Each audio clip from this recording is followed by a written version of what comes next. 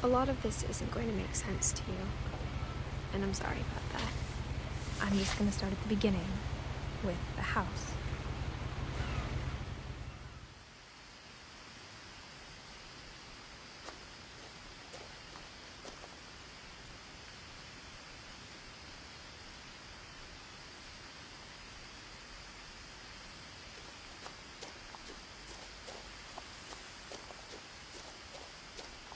I lived here until I was 11, but I wasn't allowed inside half the rooms.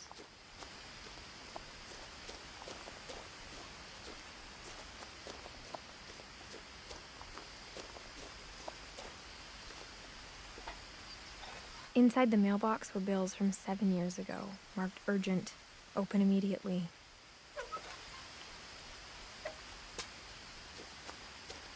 I hadn't been back since my brother Lewis's funeral.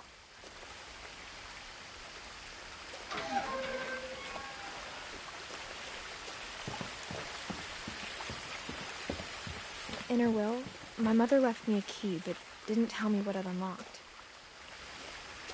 Maybe she thought I'd know, or she thought that the mystery would be enough to bring me back.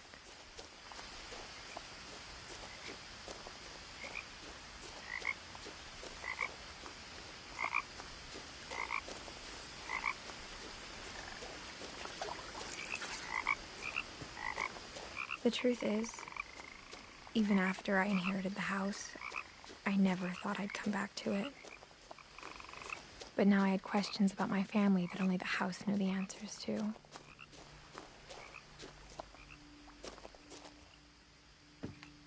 The woods around the house have always been uncomfortably silent, as if they're about to say something but never do.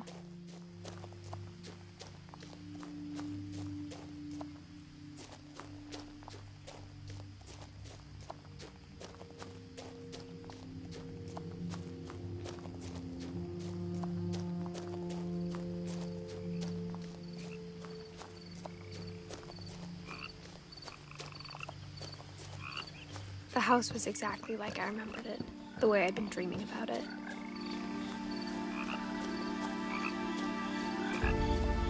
As a child, the house made me uncomfortable in a way I couldn't put into words.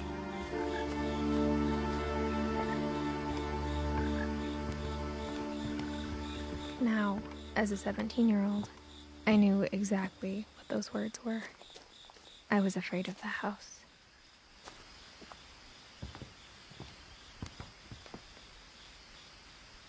I hoped the key might unlock the front door.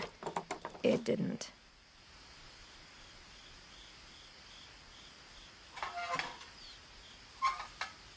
Looking in, I felt like the house itself had been waiting for me.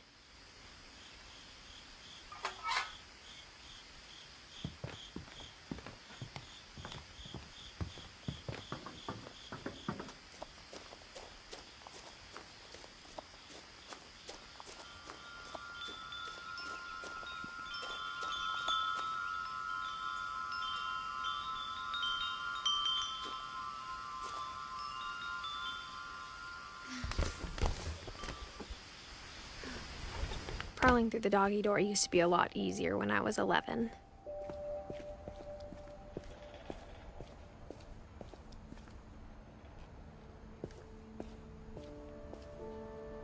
The power had been turned off the night we left.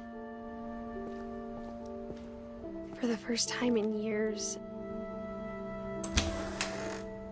I felt like I was home.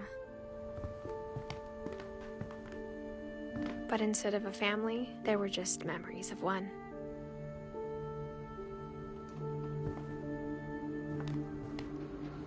Like how only one restaurant would deliver to our house, so we had Chinese a lot.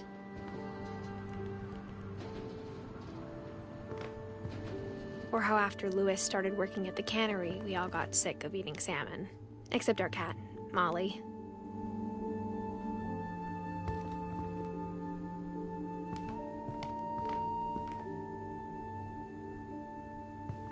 Nothing in the house looked abnormal.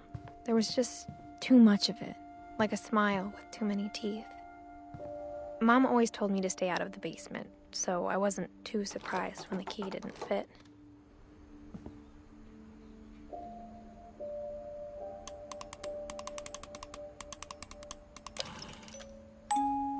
Great-Grandpa Sven built a music box for Barbara, along with the rest of the house.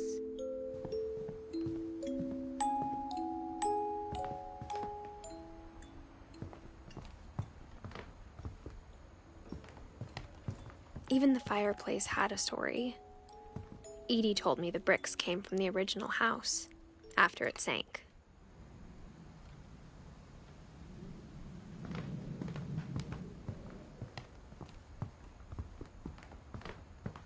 The table was still a wreck from the night we left.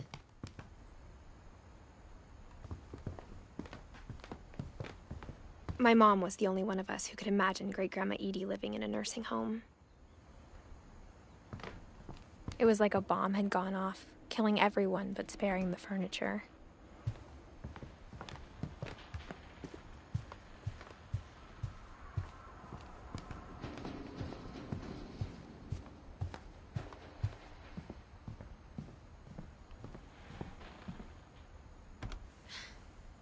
Edie told me once that every Finch who ever lived is buried somewhere in the library.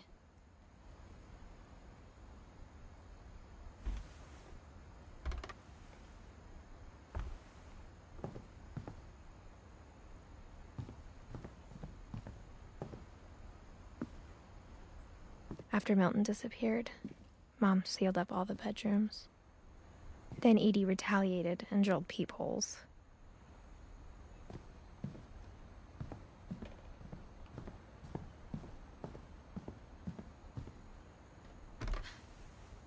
As a kid, I just assumed every house had peepholes and sealed rooms you weren't allowed inside of.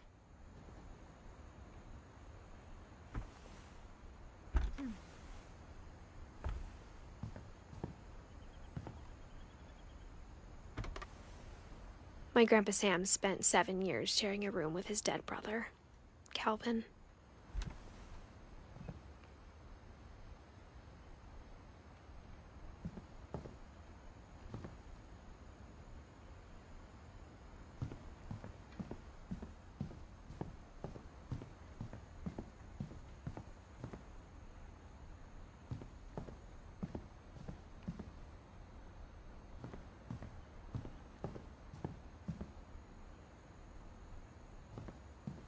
I spent a lot of time playing in Great Uncle Walter's room. I think my mom sometimes regretted not sealing it up.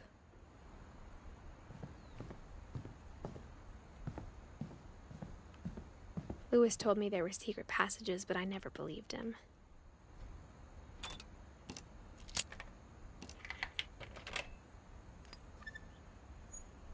Turns out, my mom was really good at keeping secrets.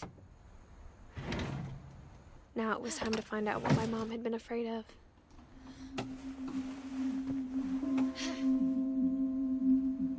Reading this, maybe it sounds like I had a plan, but I had no idea what was behind that door.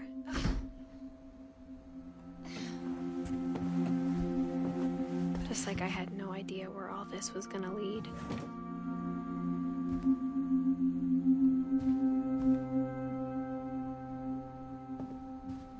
I grew up looking at Molly's room through the peephole. Molly's gerbil had a tiny bedroom with its own even tinier gerbil cage. Being inside for the first time, I felt like I'd stepped behind a painting. I got the sense Edie had spent a lot of time here, before my mom sealed the doors.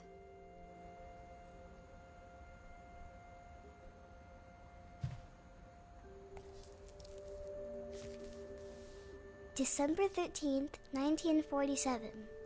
Dear Diary, I'll be gone soon, but I wanted to tell somebody about what's gonna happen. It started when Mom sent me to bed without dinner. I woke up and I was starving, so I looked around for something to eat. The gerbil food was dry, but I didn't mind it.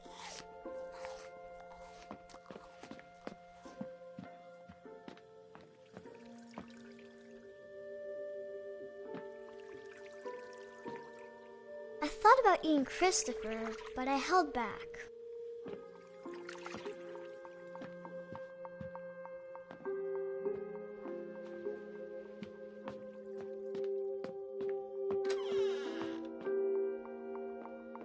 I kept eating and eating.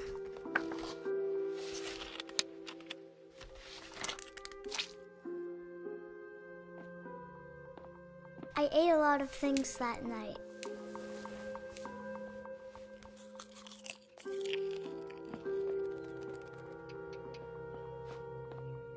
Then I heard chirping outside my window. It was a barn swallow going back to her nest. I reached out for her.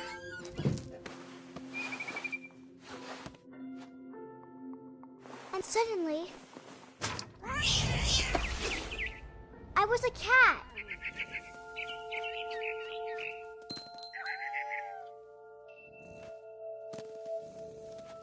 I tried to be quiet, but the bird was really scared.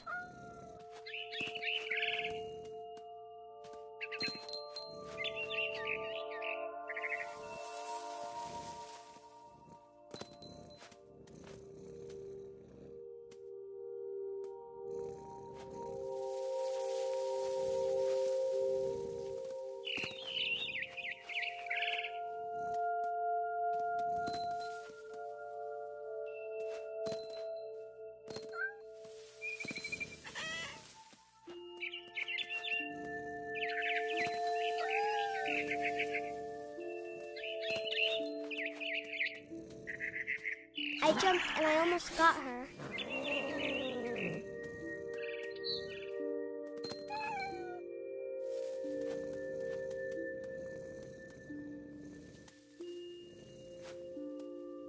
I could tell she was getting really tired.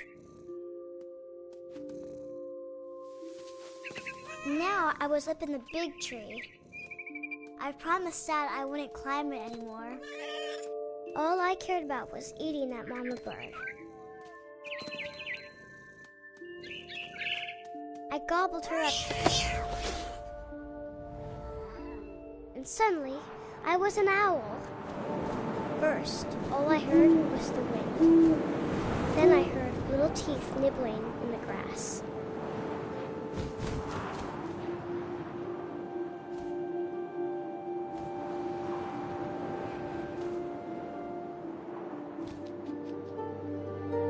Rabbits.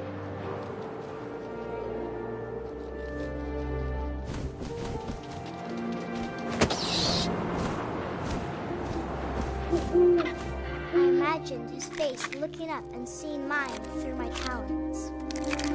I swallowed him up, and I didn't chew one bit. Then I flew off to find something bigger.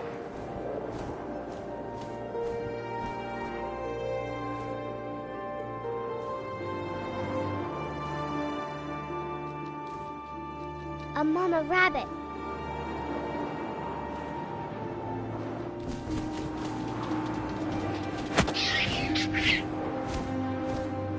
She was almost too big to carry. I started choking, but I couldn't stop eating. And suddenly, I was a shark.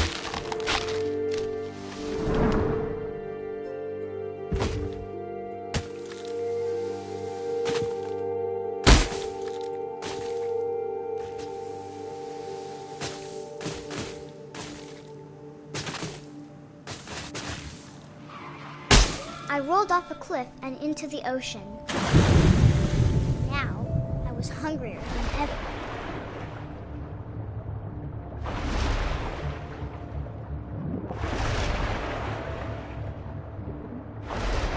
I wanted fat, juicy seals.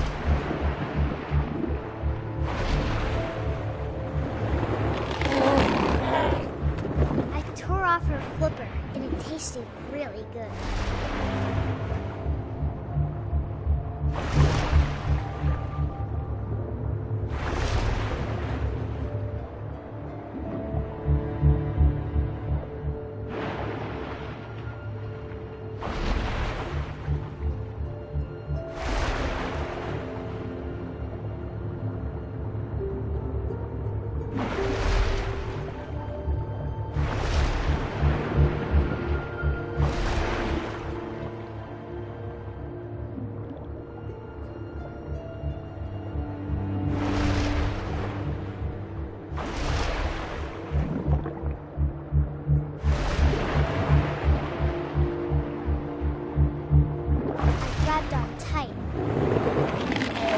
so hungry, I jumped out of the water.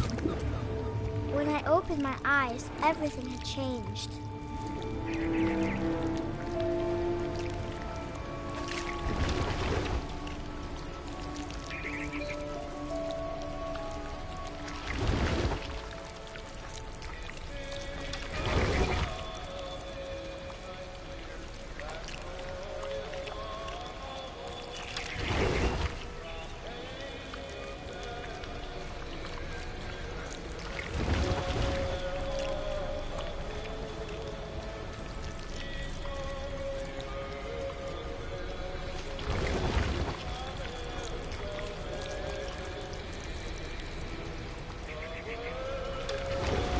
I was a monster, and I smelled people everywhere.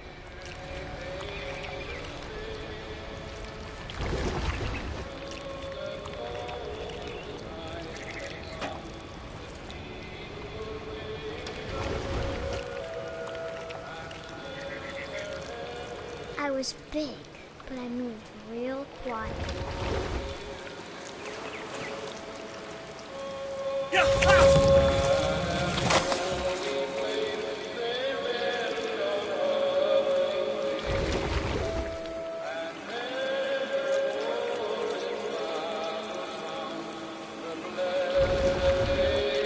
I wanted to stop, but also I didn't.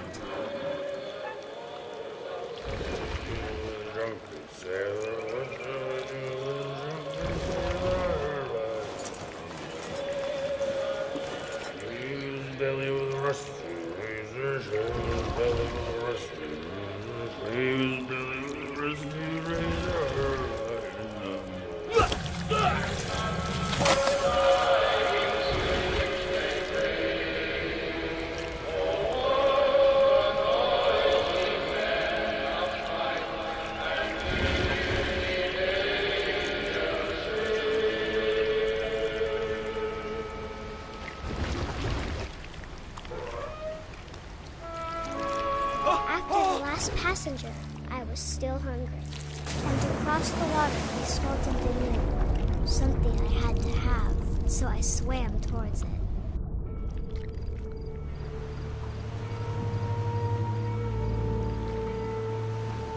I slithered onto the sand, and the good smell went into an old pipe.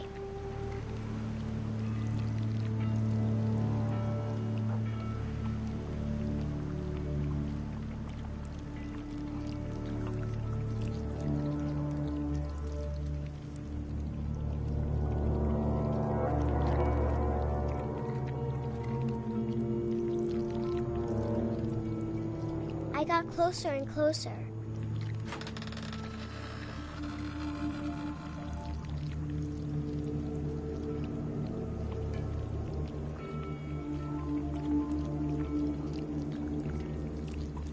All of my stomach started growling. And suddenly, I was me again. I held my breath for a long time, but I couldn't hear anything. I think it's waiting for me to fall asleep. But it's not going to wait much longer. It needs to feed, and we both know I will be delicious.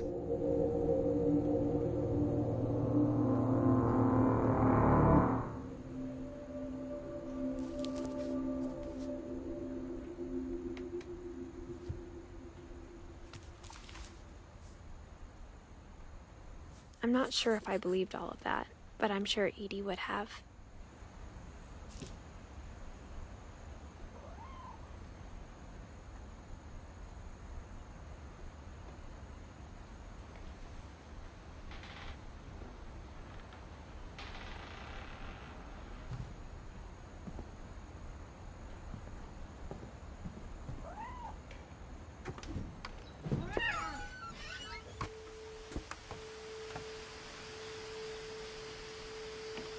This will be obvious later, but my mom never told me any of these stories.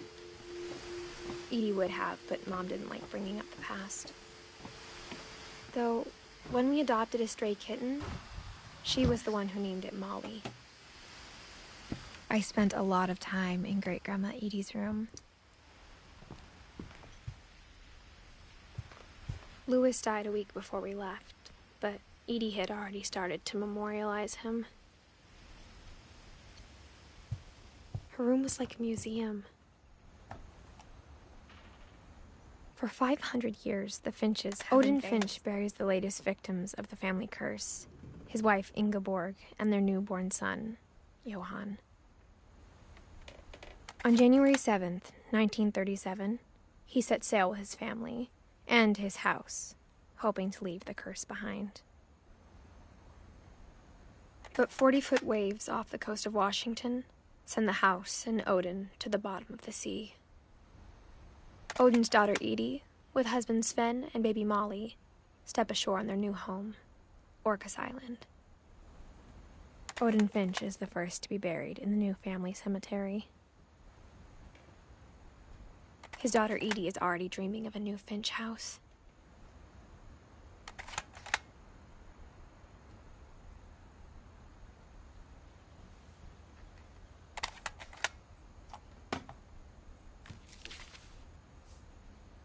Whatever's wrong with this family, it goes back a long ways.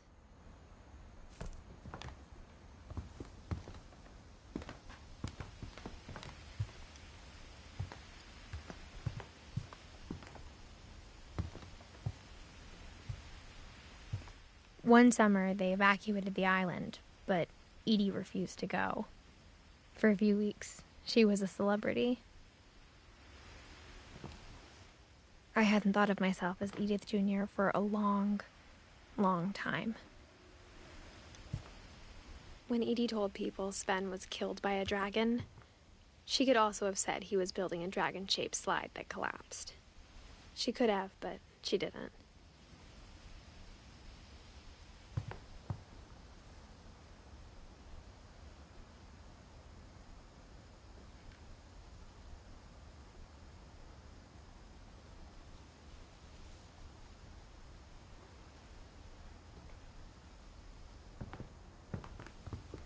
Even in her 90s, sometimes Edie seemed a lot younger than my mother. The only trace Grandpa Sam's first wife, Kay, left on the house was the pink bathroom. It was a pretty big trace.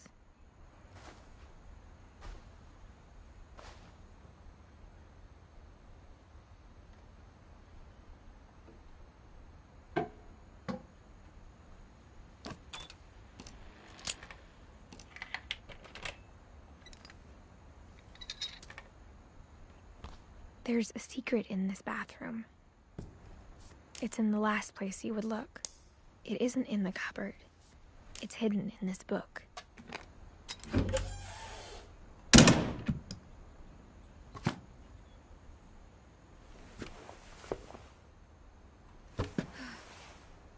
Sven gave Sam an old camera he'd refurbished. He never put it down.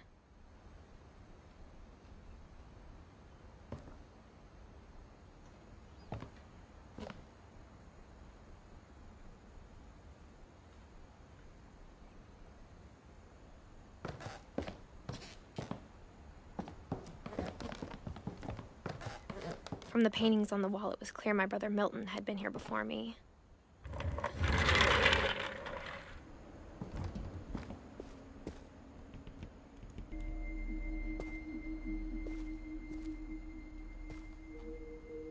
I knew Grandpa Sam had a twin.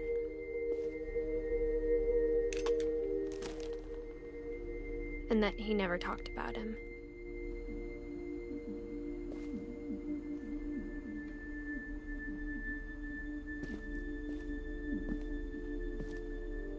I guess my grandpa didn't like history any more than my mom did.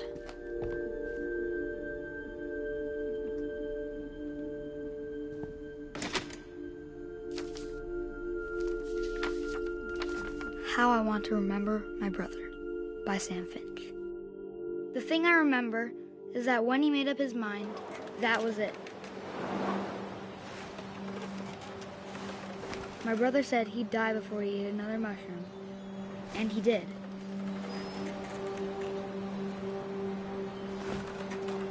At Barbara's funeral, we swore we'd never be afraid again, and he wasn't. I think Calvin always wanted to fly.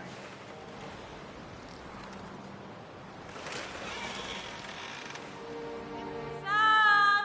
Calvin! Dinner's ready! Coming! But that day, he finally made up his mind to do it.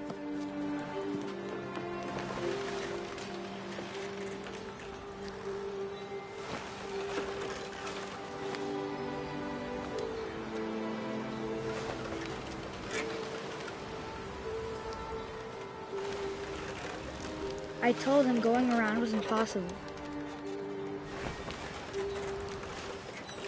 Maybe if I hadn't said that, Calvin! I'm not gonna tell you again! maybe if the wind hadn't picked up, then maybe he'd still be here. But I doubt it. I think he'd already made up his mind. That's what I want to remember about my brother.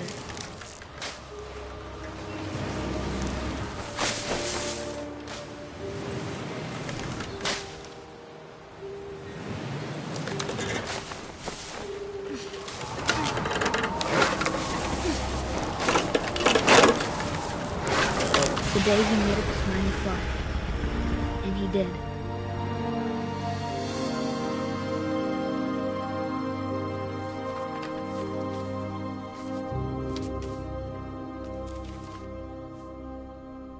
Calvin's story felt strangely familiar. When I was younger, I remember trying to do the exact same thing. After the funeral, Edie roped off Calvin's half of the room.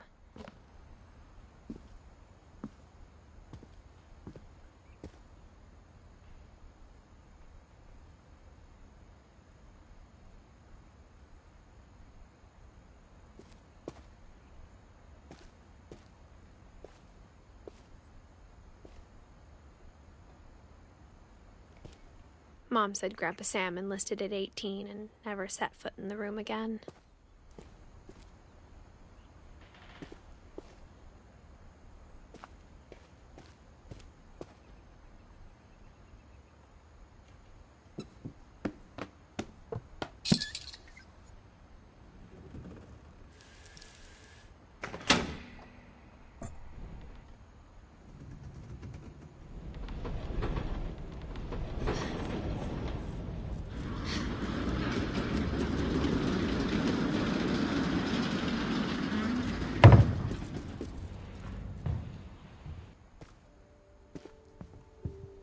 The passages were a pretty tight fit.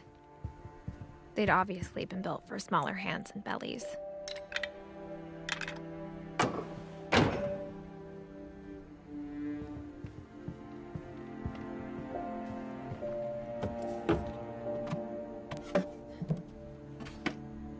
Growing up, I always thought of Barbara as a child star.